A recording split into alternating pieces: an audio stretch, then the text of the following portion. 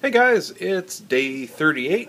Last night we went out for sushi after I finished the video. Just really got in the mood for it. I love sushi. There's not a sushi I've tried that I haven't loved. I could live off the stuff, but it's so darn expensive and a real pain in the butt to make it home. It doesn't keep well. You always have to make it fresh, so it's not something I can do, like I do my healthy stuff and keep it for a week or freeze it or anything like that. You have to make it fresh. But luckily, we've got this really good place right down the street from us. And every day except Saturdays from 5 to 7, they have happy hour, and almost all of their rolls are half price. So they're $3 a roll, which is a really good deal. And it's really good sushi. I mean, it's not top quality. There is another place a few miles the other way that is a step up, but 3 times the price. Sometimes we go there, and I think we're going there for our anniversary, which is on the 8th. Brain fart. And what's that? I don't know. I think Monday or Tuesday. Anyway, I think we're going to hit them up, and I usually get the big sushi boat. Love that thing. But, for a quick dinner, lunch specials, this place right down here, it's called Grill 19 in... I guess it's Newport Richey. Might be Holiday. I think it's Newport Richey. It's on that side of the road. They're awesome. It used to be a Taco Bell, and then it was like seemed to change every couple months. It was a Chinese, and then a Vietnamese, and then a buffet place, and then they tried to do everything, and then a Mexican, and it stuck with the sushi place for a good year and a half now. So, and they're doing really well. There was another sushi place that was a little bit north of here, just a few blocks, and that was really awesome sushi. I mean, this guy was off the boat, didn't speak English, had a couple employees in there, but he was in the wrong area. I mean, this is not high-class living around here, let me tell you.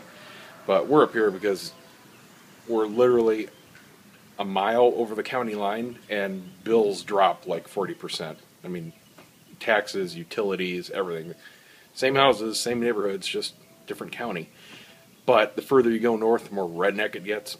So this guy, top quality sushi. I mean, beautiful stuff and good prices. Not cheap, not overly expensive. Delicious stuff. Like the best stuff I've had since Hawaii. And that's, outside of Japan, the best you're ever going to get. Really fresh. I don't know where he was getting his stuff, but he went out of business a while ago. Every single time, I'm not kidding, we went in there. And we went there like 20 times. He was only open about a year. We were the only ones in there. And they looked at us like, oh my God, a customer, please come in. Treated us like royalty and everything, but, can't do it without customers.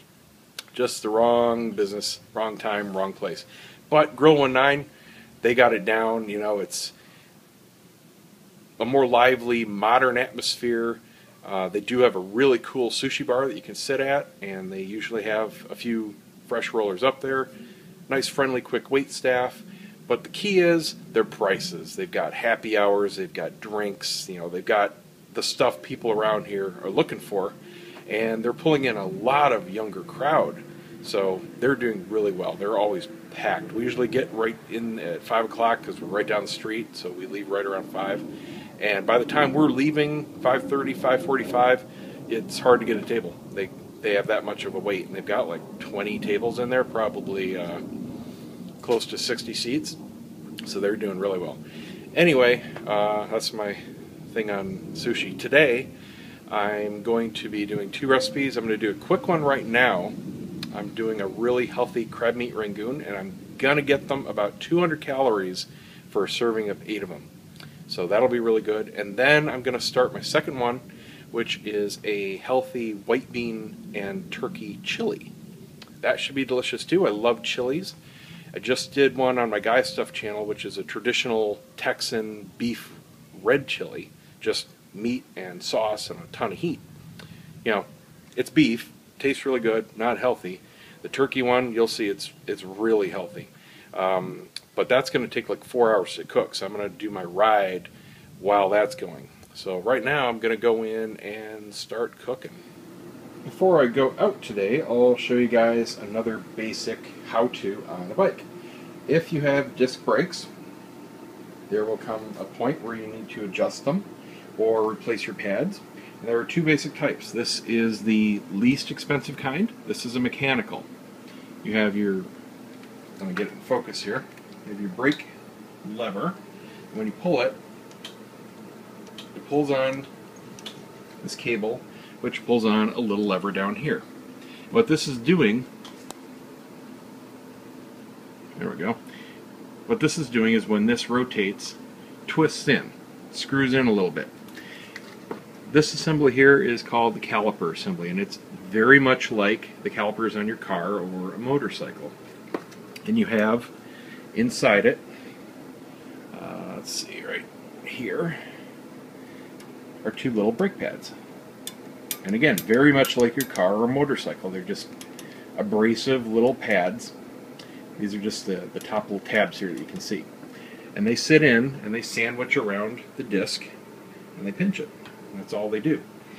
Now with this basic mechanical type, the only moving part is this lever. You can see it slightly moves in when I twist it. And all that's doing is pushing against the outside pad, which sandwiches it and squishes against the disc. So all your force is coming from the outside pad. The inside pad is just there for the ride, basically. So when you need to change your pads, all you do is take this assembly off, take the wheel off, and then the pads pop out from the outside. So once you get rid of the rotor, you can pull them out. To adjust it, and you may need to adjust it like I do today because it's not quite centered. If we look down here, you can see, let me get in here. Hold on, let me get a better camera angle for you. There we go. Flip the camera around. You can see that my disc is not centered quite in line with the pads. You should have an equal gap, and with these mechanicals you really want the disc as far to the inside pad as possible without rubbing. So what we want to do is adjust the position of the caliper assembly, and that's very easy to do. Grab my tool here. You'll find 4 bolts, and this is true of no matter what type you have, whether it's mechanical or, oh, I never told you about the better kind, hydraulic. The hydraulic kind are just like the kind on your car or motorcycle, and instead of a mechanical lever screwing in and pinching, what you have is the brake cable actuating a little fluid pump. And then you have 2 pistons, one on each side, and they come in on hydraulic pressure, and both pads equally pinch your disc. So when you set up a hydraulic system, you want to directly center the disc between the pads. So to make this adjustment, these 2 bolts here hold the assembly to the bike, and then these 2 here, come on camera, there we go, these 2 facing in line with the wheel adjust the position. So when you loosen these 2, I've already done the one, now the whole assembly has a little bit of wiggle room because the holes that these bolts go through are bigger than the bolts, so we can move it around a bit. So again, on this mechanical one, what I'm going to do is position it as far outward as possible, just so the disc isn't touching that inside pad. If you're doing a hydraulic system, all you need to do is squeeze your brake lever, which will automatically center this, and then once you have it in position, you just tighten these back down. So that's it. That's how to adjust your disc brakes. Goes for front or rear, they operate the same way. See ya! Whew. I really like the circuit. It is a tough workout, especially with the wind, because half of it's against the wind and half of it's with it. Need to make some adjustments on the bike. Need to really go through it with a fine-tooth comb, go over every single fastener. Almost lost a grip plug here. Came back, and it's out a ways. Not supposed to be like that. So I'm going to go through the rest of the bike. I did a quick inspection of the spokes and I found a couple that were too loose. So forgot to get a tool last time I was at the store, but I'll pick one of those up. Surprisingly, the wheels are very finely balanced, so it's not too far off, but there were a couple there that need some more attention. Just probably 2 turns. But that's important for longevity and to balance the wheel. So, but yeah, I'm going to go through the rest of it. Still can't pinpoint that noise. I did get it again. So it wasn't the brakes.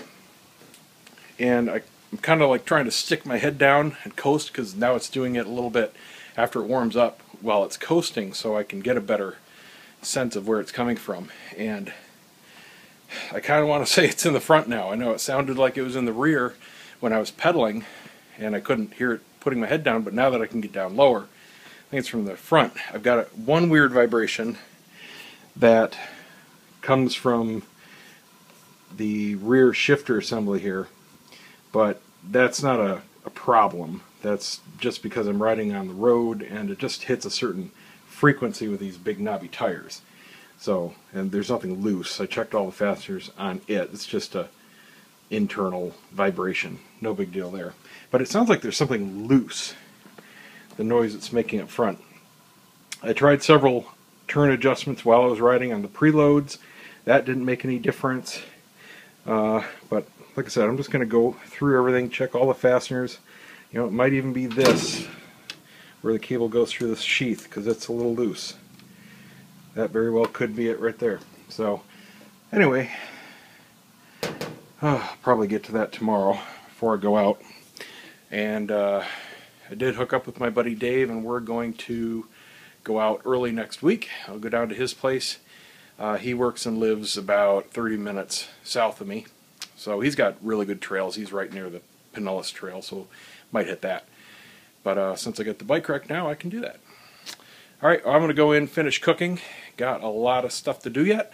So thanks for watching today. If you're a fan of these videos, give me a thumbs up, subscribe to the channel. Do me a favor, share the site, hit the Facebook, tweet buttons, whatever. You know, more people the merrier. And when I get a big enough audience, I'll have even cooler stuff to start giving away. Hopefully the phone holder will be here. Didn't come today. Hopefully Monday or Tuesday. I shot him an email and just asked, you know, for a general time frame, because it's been over a week since I said it was coming. So hopefully I'll be able to do that for next week's giveaway, which should be starting on weigh-in Wednesday, or I might do it on Thursday. Anyway, we'll see. See you guys. Bye.